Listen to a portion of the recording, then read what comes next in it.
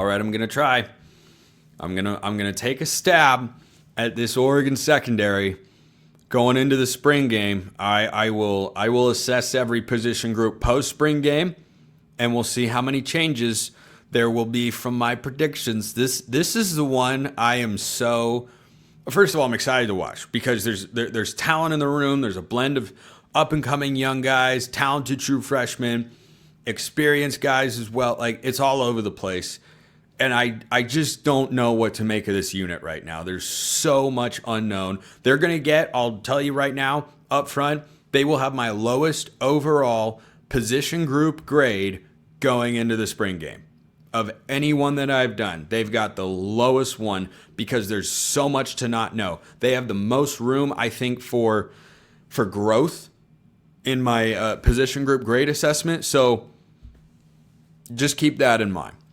So in the room of secondary players, I'm not just looking at safeties or just corners, 5 defensive backs on the field in Oregon's base personnel.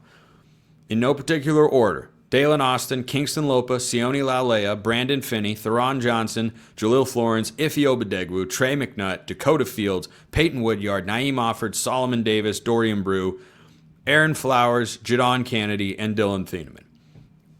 So that's the list of guys who are battling for starting spots right now or playing time in general.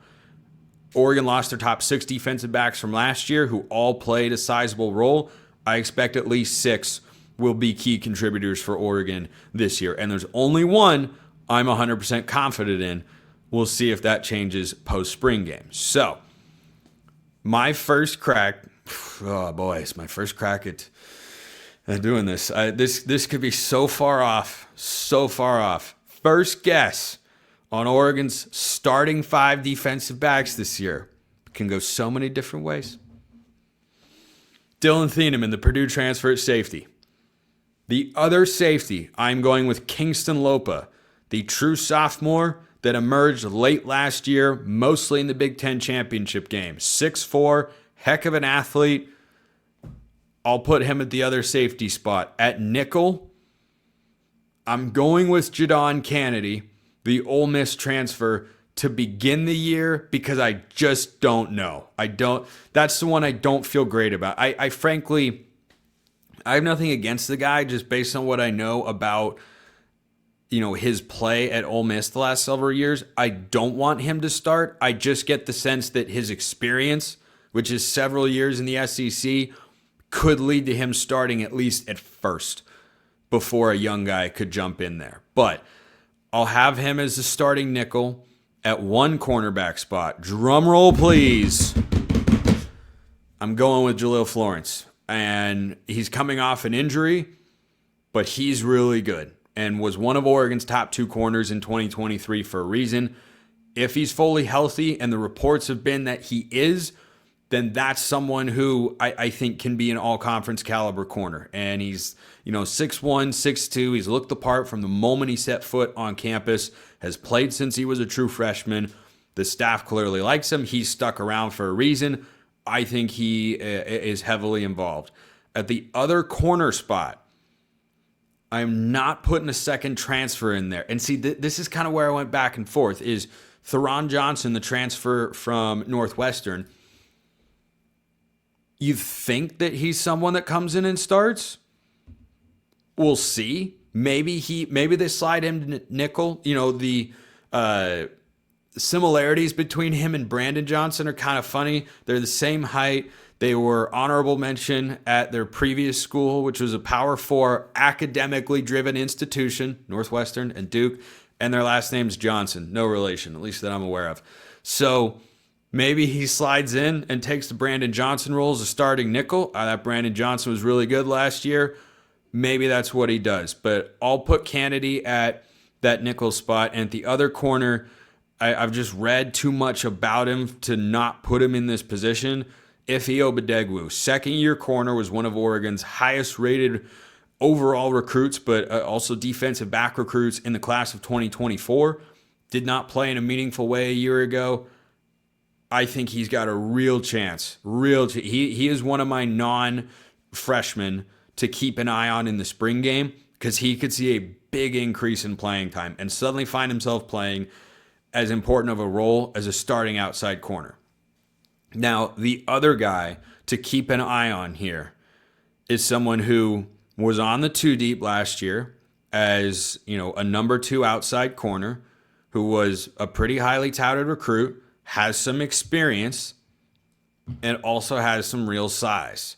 And that's Sione Laulea. I think he is flying under the radar. He was the top JUCO corner coming out of the 2024 class, or in the 2024 cycle's the appropriate way to put it. So he's played some ball, not a ton with Oregon. He was just kind of there a season ago, mostly got in mop-up time. But boy, 6'3", he moves really, really well. And I don't know what he does against the run, because we haven't really seen that from him. But I think of everybody in this room, he's flying under the radar the most of any other person. Like I see, discussions or articles or whatever about all sorts of guys like Iffy or Jaleel Florence. Nothing on. I don't know how my mic got nudged forward there, but I just saw it in the screen. It really, really bugged me. Anyway, just OCD kind of stuff.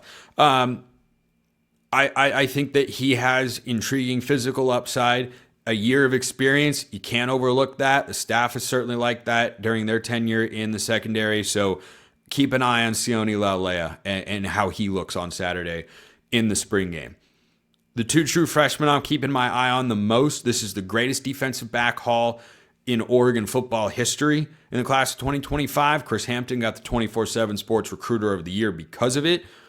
Naeem Offer is the highest rated DB commit in the history of Oregon football.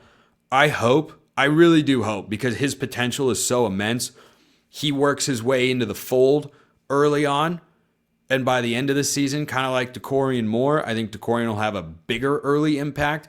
Hopefully by the end of the year, Offord is someone that Oregon's defense is playing a lot, because I want him to get that sort of experience. And in 2026, watch him go out and compete for the Jim Thorpe Award, because that's what he's capable of doing. He is that sort of guy. He could play nickel. He's not being moved to safety, according to Tosh Lupoy. He could play outside corner. I think nickel is the best way he sees the field. And I would love to come away from Saturday's game saying, yeah, forget Kennedy. He's a veteran depth piece. Offord's too good to not put out there. So he, along with Trey McNutt, are the freshmen I'm most interested to see, because those 2 guys are fighting for snaps at a spot where the depth isn't quite as strong. It's not as if there aren't other safeties like Peyton Woodyard or Aaron Flowers, who were blue chip recruits in their own right coming out of high school.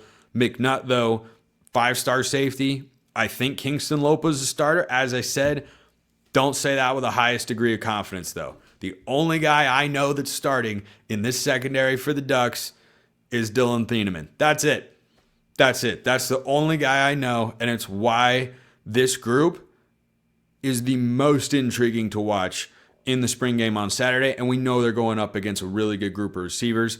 This is the lowest position group grade I'll give out going into the game. Maybe I'll change my mind later, but I'm giving them a C, which in my mind is average. I'm a tough grader. I just don't know. I can't give you a B when I haven't seen any sort of proven production or even a glimpse of what you've got. So that to me makes the secondary, as I've said for quite a while, the biggest question mark on this Oregon football team.